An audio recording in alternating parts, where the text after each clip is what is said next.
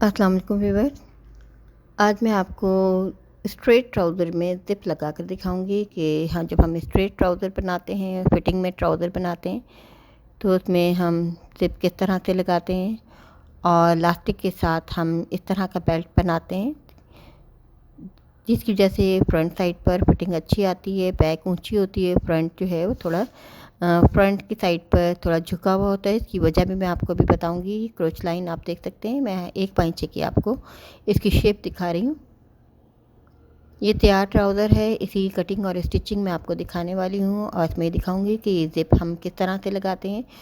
और इस ज़िप के अगर हम चाहें तो खोलने के बाद इसको बेल बॉटम शेप भी दे सकते हैं। ये देखिए, इस तरह से ये अंदर मैंने एक पैच लगाया है, जिसकी वजह से एक तो ये है कि जब अगर आप इसको लूज़ करना चाहें या पहनने में अगर कोई मुश्किल पेश आए, क्योंकि ये फिटिंग वाले ट्राउज़र होते हैं पैंट की तरह, तो इस तरह से ये हम चाहें तो इसे खोल सकते हैं, बंद कर सकते हैं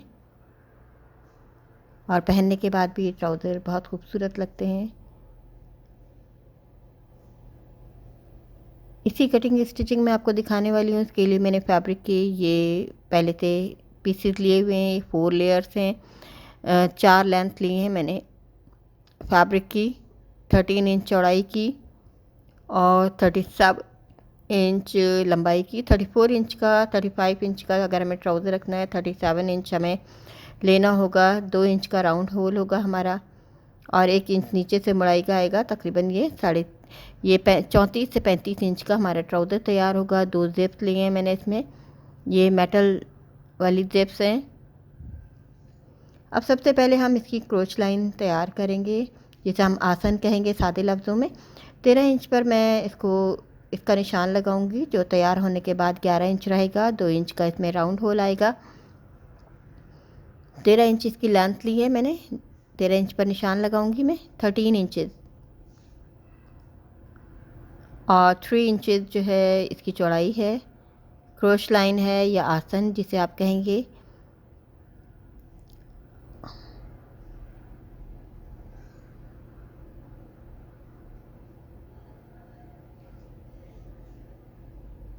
ये ट्राउज़र मैं यंग गर्ल्स के लिए बना रही हूँ आफ्टर 16। अब आप ये देखिए, पाइचा अगर मैंने 5.5 इंच का रखना है तो उसके लिए मैं 6.5 इंच इसका पाइचे का निशान लगाऊंगी, सेंटर बनाऊंगी। ये 13 इंच मेरी टोटल लेंथ है इसकी फैब्रिक की, 13 इंचेस है। तो उसको मैंने इस तरह से बैलेंस करना है कि दरमियान में से 4 इंच और साइड से 3 इंच छोड़कर दरमियान का जो मेरा 6 इंच का फासला आएगा। 3 इंच से थोड़ा सा, ये 4 इंच से थोड़ा सी साइड कम ले रही हूँ। ये बीच की सिलाई होगी यहाँ पर ये 3 इंच से थोड़ा सा कम लेंगे, तो ये हमारा दरमियान का सेंटर जो है वो 6.5 इंच तैयार हो जाएगा, बच जाएगा पाइचा।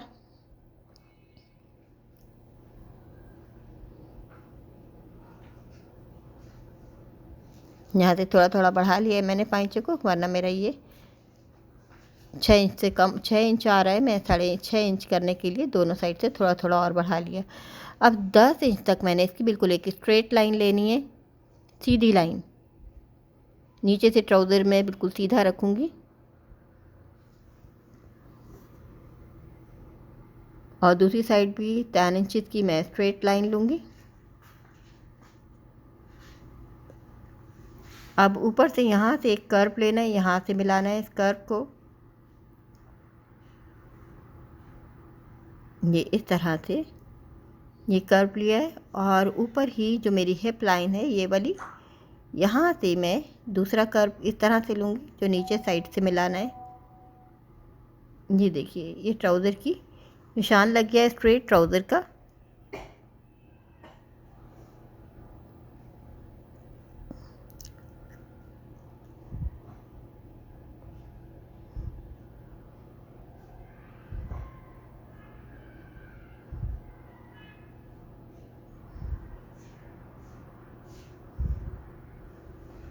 अब दूसरी साइड कटिंग करने से पहले हमें एक साइड को छोटा बड़ा रखना होगा।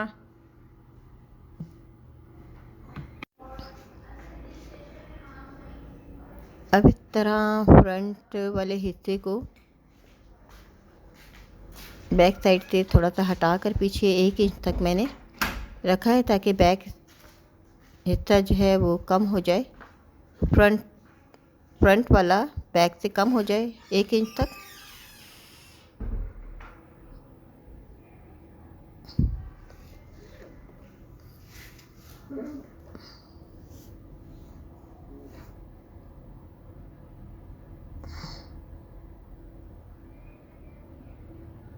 अब नीचे से भी आप ये देख सकती हैं, मैंने थोड़ा सा कर्व इसलिए दिया है, इससे पाइचा सीधा आता है। अगर हम ये कर्व नहीं देते हैं तो हमारे दरमियान की सेंटर की सिलाई में खिंचाव पड़ता है।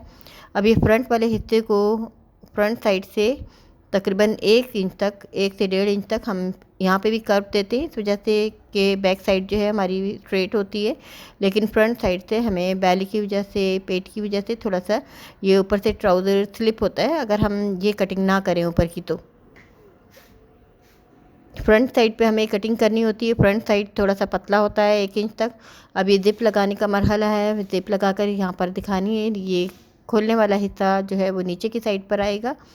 जितनी बड़ी ज़िप है उसके हिसाब से हम उस पर निशान लगा लेते हैं। ये तकरीबन 6.5 इंच ज़िप का साइज़ है। इसकी स्टिचिंग बहुत सिंपल है, सिर्फ ज़िप लगाने का मैं आपको एक तरीका दिखाऊंगी कि किस तरह से हम इसको ज़िप लगाते हैं स्ट्रेट पैंट नुमा ट्राउज़र में। इसके लिए मैंने फैब्रिक जो है वो तकरीबन हमें वही जितना शलवार का फैब्रिक होता है, 2 मीटर हमें फैब्रिक लगता है। अगर हम इस तरह से लगाते हैं तो ट्राउज़र हमेशा हमें थोड़े से मोटे स्टफ़ में लेने चाहिए। ये कॉटन सिल्क है, कॉटन जीन्स भी ले सकते हैं हम। इसके साथ मैंने एक ये पीस लिया है, डबल पट्टी नुमा पीस है 4 इंच चौड़ाई का, और इसकी लेंथ जितनी हमें ज़िप रखनी है उससे 1 इंच फालतू रखेंगे। नीचे से आप देखिए मैंने थोड़ा सा छोड़ दिया है, नीचे से इसका पाइचा हमें नीचे से मोड़ना होगा लास्ट में। तो ये पट्टी जो मैंने अलग से लगाना है, मैंने ये कोन शेप की, इसको मैंने डबल लिया है। डबल लगाएंगे जिसकी वजह से हमें नीचे भी सिलाई नहीं करनी पड़ेगी। ये भी मैं आपको खोल कर दिखाती हूँ। ये 4 इंच चौड़ाई की पट्टी है और इसकी लेंथ इस वक्त आप देख सकती हैं 7.5 है, जिस पर मैंने कट लगाया है। जबकि ये हमारी जो पट्टी है ये 8 इंच फ्रंट और 8 इंच बैक, यानी कि ये 16 इंच की पट्टी है, 4 इंच चौड़ाई की है, 16 इंच लंबाई है। इसको डबल किया हुआ है। अब मैं इसको कोन शेप में इसकी कटिंग करूँगी। इससे पहले मैं आपको दिखा दूँ, बिल्कुल इस तरह से सीधी पट्टी है जिसको डबल करके रखा गया है ताकि नीचे भी हमें सिलाई ना करनी पड़े, इसको डायरेक्ट जोड़ा जा सके। अब इस तरह से इसकी तिरछी कटिंग करनी है, मैं निशान लगाकर बिल्कुल कोन शेप में।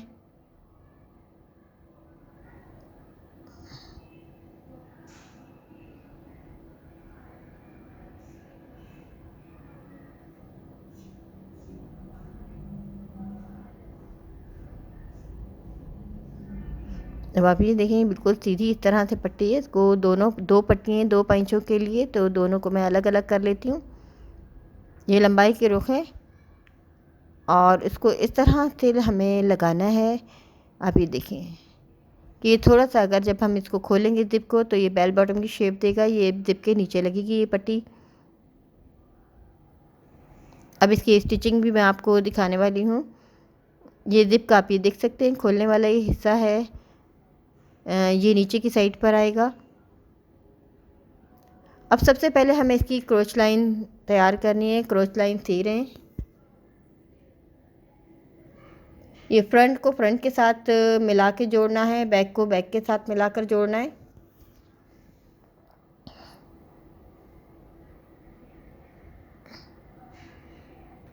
ये दोनों क्रोच लाइन सी ली गई हैं, फ्रंट और बैक दोनों साइड की। अब हम फ्रंट को बैक के ऊपर रखकर साइड की सिलाई करेंगे और ये नीचे का ही हिस्सा है, यही साइड वाला हिस्सा है जिस पर हमें ज़िप लगाना है। नीचे से हम तकरीबन 6 इंच तक छोड़ देंगे ज़िप लगाने के लिए। ये निशान लगाया हुआ है मैंने 6 इंच पर, और यहाँ से आप देखिए मैं सिलाई थोड़ी चौड़ी ली हुई है, मैंने 1 इंच तक चौड़ी ली है। जितनी हम फिटिंग रखना चाहें, अगर हमें लूज़ रखना चाहें तो लूज़ भी रख सकते हैं। अब ज़िप लगाने का मरहला है, मैं आपको ज़िप लगा के दिखाती हूँ। बहुत ही सिंपल तरीके से ज़िप लगाई जाएगी। अब जितनी मैंने सिलाई की है 1 इंच चौड़ाई की, इतना ही मैं अंदर की साइड पर इस फैब्रिक को फ़ोल्ड करूँगी। ये देखिए इस तरह से मैंने इसको अंदर की साइड पर फ़ोल्ड कर दिया है।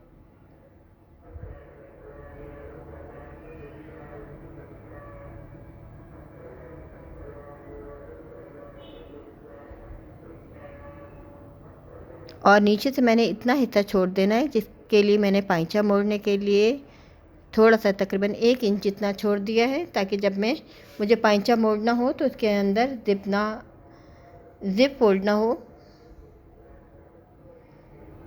अब ज़िप के साथ साथ हम सिलाई करेंगे, और सिलाई करने के बाद ऊपर की तरफ ये एक चौकोर पीस है 1 इंच लंबाई और 1 इंच चौड़ाई का। इसका मैंने इस तरह से कॉर्नर बनाया है, ट्रायंगल बनाया है।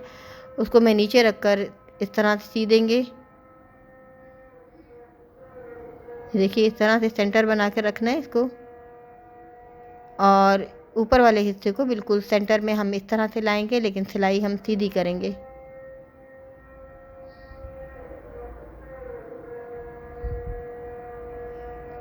और ये नीचे तक ले जाकर सिलाई को इसी तरह ख़त्म करना है। अब ये नीचे का जो पैच है, पट्टी है, ये भी मैं आपको लगा कर दिखाती हूँ।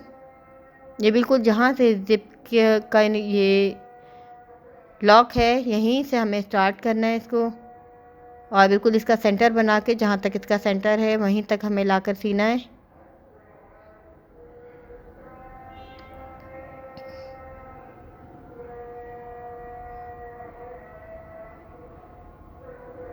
ज़िप को थोड़ा सा बंद कर लेते हैं। यहाँ से इसको दोबारा हम ओपन करेंगे ज़िप को, वरना इसकी शेप ख़राब हो जाएगी।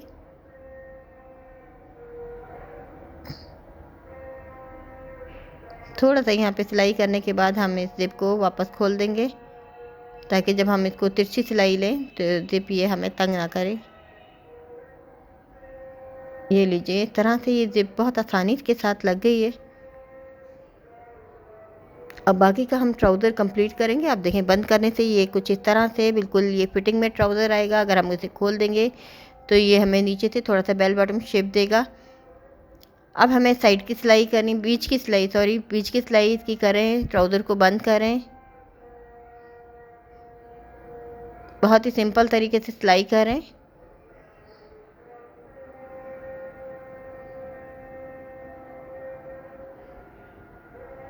दरमियान की सिलाई करने के बाद हमें नीचे पाइचा मोड़ना है। पाइचा मोड़ते वक्त हम ज़िप को खोल लेंगे।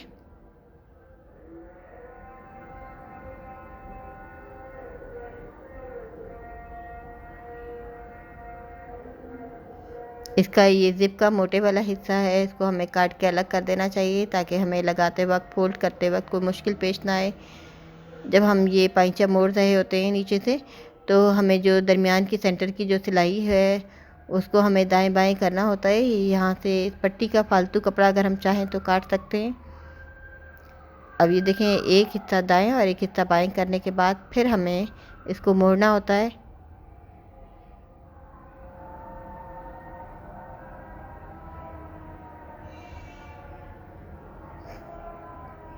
और चाहें तो इस पर एक सिलाई और कर सकते हैं।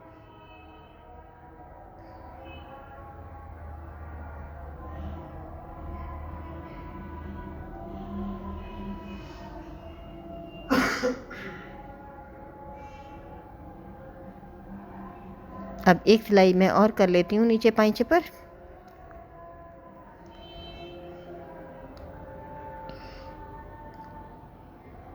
इस तरह नीचे का हिस्सा मुकम्मल हो गया है, सिर्फ ऊपर इलास्टिक डालनी बाकी रह गई है, वो भी मैं आपको दिखा देती हूँ। ये इलास्टिक का मैंने 28 इंचेस का ये पीस लिया है। इसको डबल करने के बाद इसका रिंग बना लेंगे। दरमियान में इसको जोड़ को हमें बंद करना है। इसको बार बार सिलाई इसलिए करते हैं ताकि ये खुल ना जाए किसी तरह से। अब इसको राउंड होल में मैं आपको इलास्टिक लगा कर भी दिखाती हूँ। ये देखें फ्रंट का हिस्सा थोड़ा सा नीचे से डीप है, जैसे कि मैंने आपको बताया। फ्रंट को हम इसलिए डीप रखते हैं, थोड़ा सा नीचे से झुका हुआ रखते हैं। अगर हम ऐसा ना करें तो ये हमारा जो राउंड होल का फ्रंट का हिस्सा है, ये हमारा बेली पर आता है, पेट के ऊपर आता है, और जिसकी वजह से वो बार बार स्लिप होकर नीचे आ रहा होता है और मुश्किल पेश आती है। अब आप ये देखें, सेंटर से मैं 2.5 इंच छोड़कर इसको सीधी सिलाई ले रही हूँ, ताकि चूनों का हिस्सा ज़्यादातर बैक साइड पर जाए और फ्रंट से बिल्कुल प्लेन रहे। इससे फ्रंट पर की साइड पर चुने नहीं आएंगी। ये देखिए, बिल्कुल मैंने इसको तकरीबन 2.5 इंच दाएं तरफ से, 2.5 इंच बाएं तरफ से, तो ये 5 इंच दरमियान से मैंने इसको छोड़ दिया है। और इसका राउंड होल पूरा बनाकर मैं आपको दिखाती हूँ। बिगनर से अक्सर ये गलती होती है कि जब वो नेफा बना रहे होते हैं राउंड होल, तो ऊपर से उसमें झोल आता रहता है, ऊपर से बढ़ता रहता है। इसकी एक ट्रिक मैं आपको बताती हूँ कि मशीन हमेशा ऊपर के कपड़े को बढ़ाती है। तो उसके लिए बेहतर ये होता है कि जब हम इस तरह का राउंड होल बना रहे होते हैं तो नीचे के कपड़े को थोड़ा सा खींच कर रखते हैं। उससे क्या होता है कि हमारा ऊपर का कपड़ा बढ़ता नहीं है, और जिसकी वजह से हमारा जो ये राउंड होल है बिल्कुल फिनिशिंग वाला स्ट्रेट सही बनता है। आप देखें, सिलाई से सिलाई इसलिए मिल रही है क्योंकि जब मैं इसके राउंड होल की सिलाई कर रही हूँ तो उस दौरान में मैं इसके नीचे वाले हिस्से को थोड़ा सा खींच कर रख रही हूँ। यही वजह है कि हमारे राउंड होल में ऊपर की साइड पर झोल नहीं आता है बिल्कुल भी, ना ही चुन देना पड़ती है हमें, अगर हम नीचे से अगर थोड़ा सा खींच कर रखें। ये छोटी छोटी टिप्स होती हैं जिसकी वजह से हमारी सिलाई में फिनिशिंग आती है, अगर इनका ख्याल रखा जाए। स्पेशली ये बात बिगनर्स के लिए ख़ासी अहम है कि जब हम इस तरह का राउंड होल बनाएं तो नीचे के कपड़े को ख़ास तौर पे स्पेशली खींच कर रखें। ऊपर के कपड़े को थोड़ा सा ढीला रखना चाहिए, लूज़ करके रखेंगे तभी हमारा पूरा आएगा। इस तरह से राउंड होल भी तैयार हो गया है। अब मैं इसकी फ़ाइनल लुक आपको दिखा रही हूँ। ये तैयार है मेरी स्ट्रेट पैंट विद जिप। इसकी आप शेप देख सकते हैं, बहुत खूबसूरत शेप आई है, फिटिंग वाली पैंट की तरह बिल्कुल इसकी शेप आई है। और ये फ्रंट से आप ये देख सकते हैं, फ्रंट का हिस्सा थोड़ा सा झुका हुआ है इसका राउंड होल का, बैक साइड की निस्बत बिल्कुल उसी तरह जिस तरह के पैंट में होता है। और फ्रंट साइड थोड़ी सी मैंने ये प्लेन छोड़ी है, और चुने दाएं बाएं आ रही हैं इसमें। और इसके आप देख रहे हैं, शेप देख रहे हैं, इसकी क्रोच लाइन की बहुत खूबसूरत फिनिशिंग आई है। और ये बिल्कुल स्ट्रेट पैंट है, बिल्कुल फिटिंग में आएगी जिस तरह से फिटिंग वाली पैंट, नैरो पैंट होती हैं। और इसको पहनने में मुश्किल पेश ना आए इसलिए ये नीचे पैच भी लगाते हैं। अगर हम इसको खुला रखते हैं तो इसकी तब भी शेप खूबसूरत लगती है, थोड़ी सी बेल बॉटम शेप आ जाती है। उम्मीद है आपको ये डिज़ाइन ट्राउज़र का पसंद आएगा, और आप चाहें तो घर में इस तरह के ट्राउज़र बच्चों के लिए, गर्ल्स के लिए बना सकती हैं।